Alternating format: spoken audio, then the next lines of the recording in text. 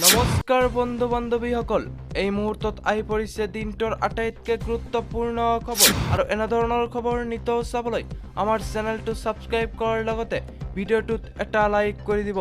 তেন্তে আহক বন্ধু বান্ধৱীসকল, আজিৰ ভিডিঅ'টো আৰম্ভ কৰোঁ। আপুনি মিনাৰেল পানীৰ বটল ক্ৰয় কৰে নেকি? তেন্তে আপুনি সাৱধান হওক।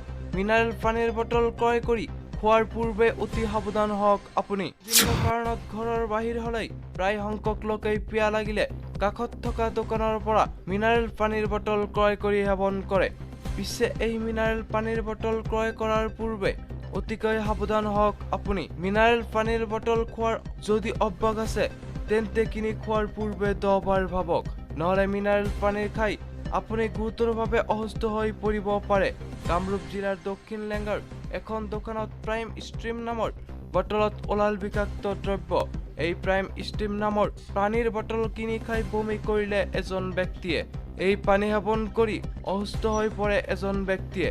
এনে ঘটনাৰ পিছতে চকীৰ সমীপৰ গণেশকুচিত কোম্পানীত থকা প্ৰাইম ষ্ট্ৰীম নামৰ মিনাৰেল বটলৰ পানী পৰীক্ষা কৰি বিষয় সন্দৰ্ভত ব্যৱস্থা লোৱাৰ বাবে ৰাজ্য চৰকাৰ তথা জিলা প্ৰশাসনক ৰাইজে অনুৰোধ জনাইছে। লগতে প্ৰাইম ষ্ট্ৰীম নামৰ মিনাৰেল খোৱা পানীৰ পৰা বিৰত থাকিবলৈ জনক আহ্বান জনাইছে অঞ্চলটোৰ সচেতন মহলে।